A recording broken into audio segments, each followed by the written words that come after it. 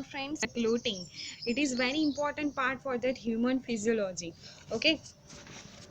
तो आज हम ब्लड क्लोटिंग के बारे में डिस्कस करने वाले हैं. Blood clotting is the mechanism for the coagulation is the transformation of the blood from the liquid into the solid gel. Okay, यानी कि जब ब्लड जो है वो लिक्विड है तो उसे सॉलिड फॉर्म में कन्वर्ट करने की एक प्रोसेस है जिसका नाम है blood clotting. Okay, liquid to solid jail.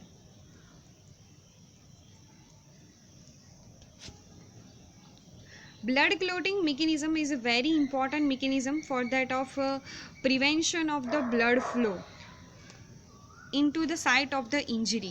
Okay, जब भी कोई इंजरी होती है शरीर के कोई भी भाग पर, तो हमें पता है कि थोड़ी देर ब्लड जो है वो क्या हो जाएगा, फ्लो होगा, लेकिन उसके बाद जो है वो क्या हो जाएगा, क्लोट हो जाएगा. तो ये क्लोटिंग मैकेनिज्म होती कैसे है वो आज हम पढ़ने वाले हैं. तो उसके बारे में आपको पढ़ना होगा पहले क्लोटिंग फैक्टर्स के बारे में. ओके, क्लोटिंग फैक्टर्स जो ऐसे फैक्टर्स है कि जिसका निर्माण लीवर सेल्स यानी कि हिपेटोसाइट्स करते हैं और उसे रिलीज़ किया जाता है ब्लड स्ट्रीम के अंदर. ओके, देन आफ्टर वन वो एसोसिएट हो जाते हैं प्लेटलेट्स के साथ और वो जहाँ पर भी डैमेज टिश्यू होती है वहाँ पर जाकर वो एक्ट करेंगे.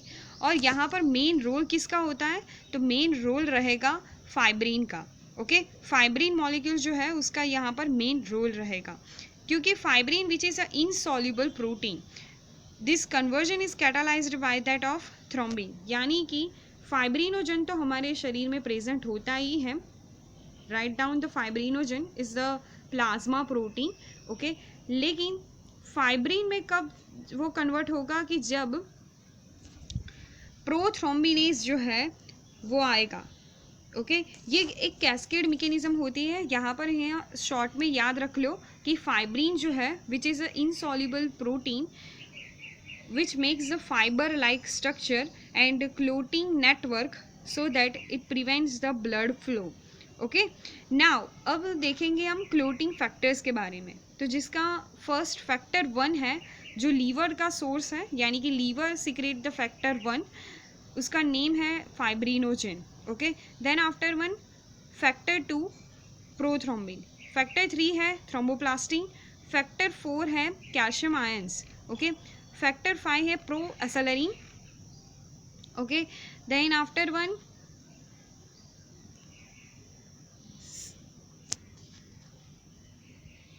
Pro converting. Okay, this is a very important factor. यहाँ पर मैं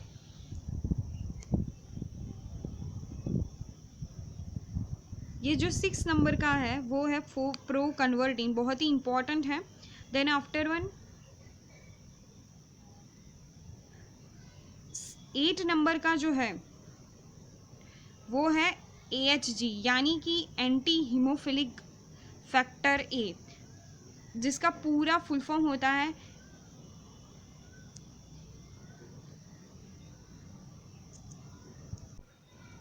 ये क्या है, एंटी हीमोफिलिक ग्लोबुलिन है.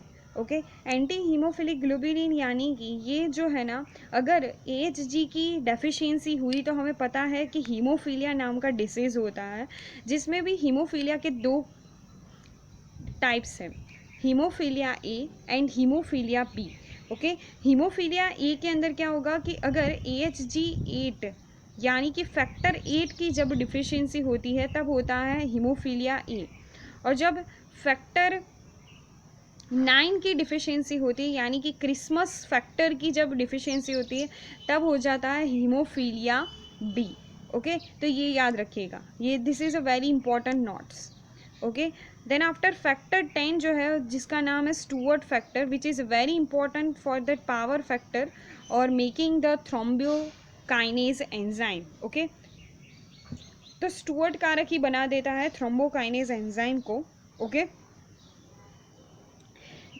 उसके बाद आता है PTA जिसका नाम है plasma thromboplastin antecedent, factor number 11. Factor number 12 जो है वो है हैगमैन फैक्टर, और उसके बाद फैक्टर नंबर 30 आ जाता है जिसका नाम है FSF, जिसका नाम है fibrin stabilising factor. Okay, FSF. तो ये था क्लोटिंग फैक्टर्स के बारे में, जिसमें हमने देखा 30 फैक्टर्स थे। ओके, जिसमें से आपको ये याद रखना है कि सोर्स किसका है और उसका नंबर ऑफ फैक्टर कितना है। आपको ऐसा पूछ सकते हैं कि थ्रोम्बिन जो है वो उसका फैक्टर नंबर कितना है, तो फैक्टर नंबर 2। ओके, ऐसा कुछ क्वेश्चंस आपको आ सकता है CSR के अंदर एज वेल एज सभी कॉम्पिटिटिव एग्जाम्स के अंदर। अब हम देखेंगे क्लोटिंग फैक्टर्स के पाथवे के तरफ जा रहे हैं हम, जिसमें 2 पाथवेज होते हैं। फर्स्ट होता है इंट्रांसिक पाथवे और second one is that extrinsic pathway. तो जो सबसे छोटा वाला है, शॉर्ट है, इजी समझ में आ जाता है, वो है एक्सट्रांसिक पाथवे। तो उसके बारे में हम आज फर्स्ट पढ़ेंगे, extrinsic pathway. Okay, extrinsic pathway, which is a very important pathway whenever the injuries occur in the damaging site of the tissue. okay, injury जब होती है कोई भी भाग, मान लीजिए कोई भी बॉडी का ये हैंड है, उसमें से कहीं पर भी यहाँ पर कट लगा तो क्या होगा, तो यहाँ से ब्लड फ्लो करना शुरू हो जाएगा, बाहर चला जाएगा। तो ऐसा ना हो इसलिए क्या किया जाता है, एक्सट्रांसिक पाथवे को एक्टिवेट किया जाता है। लेकिन इसके यहाँ पर एक्टिवेशन के बहुत सारे अलग अलग फैक्टर्स चाहिए, तो जिसमें होता है, हमने आगे देखा ना, 7 नंबर का जो फैक्टर है वो है प्रो कन्वर्टिंग। प्रो कन्वर्टिंग जो है वो एक्टिवेट है, यहाँ पर वो इनएक्टिवेट है, उसमें से ये क्या हो जाएगा, एक्टिवेट हो जाएगा, pro converting. Okay, pro converting activate होकर ये एक्टिवेटेड प्रो कन्वर्टिंग, और साथ ही साथ जिस इंजरी में यहाँ पर डैमेजिंग हुआ है उसका टिश्यू फैक्टर यानी कि सभी का टिश्यू फैक्टर क्या होता है,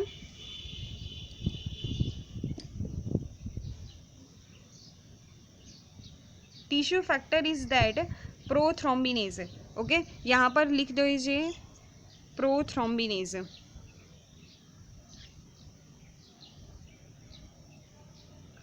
ओके, प्रोथ्रोम्बिनेज जो है वो क्या करेगा, प्रोथ्रोम्बिनेज और साथ ही साथ ये प्रो कन्वर्टिंग मिलकर क्या करेंगे,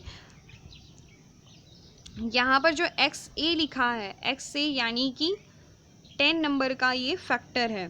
10 नंबर का फैक्टर कौन है, स्टुअर्ट कारक, यानी कि Stuart factor. Okay, Stuart factor यहाँ पर एक्टिवेट हो जाता है। एक्टिवेट होने के बाद यहाँ पर एक बनता है दूसरा एक बहुत ही इम्पॉर्टेंट एंजाइम, जिसका नाम है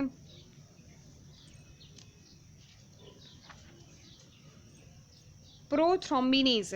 ओके, प्रोथ्रोम्बिनेज यहाँ पर बनेगा, जस्ट अ सेकेंड, यहाँ पर मैं लिख रही हूँ प्रोथ्रोम्बिनेज। ओके, प्रोथ्रोम्बिनेज यहाँ पर बनता है, जो क्या करेगा, प्रोथ्रोम्बिन को थ्रोम्बिन में कन्वर्ट कर देगा। Okay, now the thrombin is activated. Activated thrombin जो है वो क्या करेगा, थ्रोम्बिन फाइब्रिनोजन को एक्टिवेट करेगा और फाइब्रिनोजन बन जाएगा अब इनसॉल्युबल प्रोटीन के अंदर, जिसका नाम है फाइब्रिन। अब ये फाइब्रिन जो है वो क्रॉस लिंक बनाएगा और क्या कर देगा, एक नेटवर्क बनाएगा क्लोटिंग का। ओके, ऐसे करके, और वहाँ से जो ब्लड फ्लो था वो क्या कर जाएगा, रुक जाएगा। तो this is the very short pathway of that extrinsic pathway. अब moving towards the intrinsic pathway. Intrinsic pathway तब आता है कि जब ब्लड वेसल्स के अंदर, यानी कि बॉडी के अंदर अगर कोई डैमेजिंग हुई है, कोई भी डैमेजिंग जिसमें से ब्लड फ्लो कर रहा है, तो उस ब्लड फ्लो को रोकने के लिए इंट्रांसिक पाथवे आता है। इंट्रांसिक पाथवे में बहुत ज़्यादातर फैक्टर्स इन्वॉल्व है, तो याद रखिएगा कौन सा फैक्टर किसको एक्टिवेट कर रहा है और कौन सा फैक्टर जो है वो अगर एब्सेंट है तो उसके हिसाब से कौन से डिसऑर्डर हो सकता है, वो सभी क्वेश्चंस एग्जाम्स के अंदर आते हैं, तो ध्यान से पढ़ो। Intrinsic factor is the damaged surface of the blood cells. Okay, now this one is that what, factor number 12. Okay, factor number 12 कौन था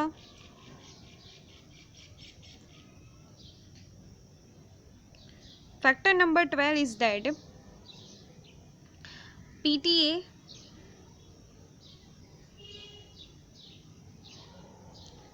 प्लाज्मा थ्रोम्बोप्लास्टिन एंटीसेडेन। ओके, यहाँ पर फैक्टर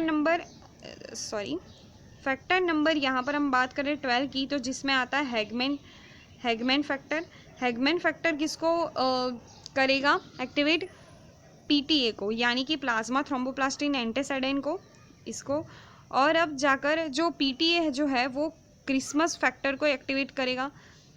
क्रिसमस फैक्टर जो है वो जाएगा और एएचजी की प्रेजेंस में क्रिसमस कारक और एएचजी की प्रेजेंस में स्टुअर्ट कारक यहाँ पर एक्टिवेट होता है। फिर से बनेगा प्रोथ्रोम्बिनेज एंजाइम, और प्रोथ्रोम्बिनेज प्रोथ्रोम्बिन को थ्रोम्बिन में कन्वर्ट करेगा और थ्रोम्बिन जो है वो फाइब्रिन बना देगा। तो this is a final common pathway. ये कॉमन पाथवे रहता है कि प्रोथ्रोम्बिन में से thrombin activate the fibrinogen which is convert into the fibrin, and the fibrin which is a clotting mechanism।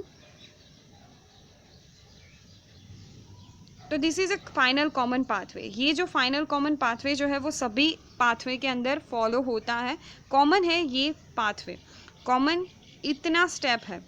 बाकी का आगे का स्टेप हमने देखा ना वो अलग अलग है। ओके, तो I hope you are so enjoy and clear this session of that pathways which are related to the blood clotting mechanism। Okay, और साथ ही साथ ये भी जो फैक्टर्स है ना वो सभी याद रख लीजिएगा अपने माइंड्स के अंदर। Okay, thank you so much for watching this video. Please like and subscribe my channel. Okay,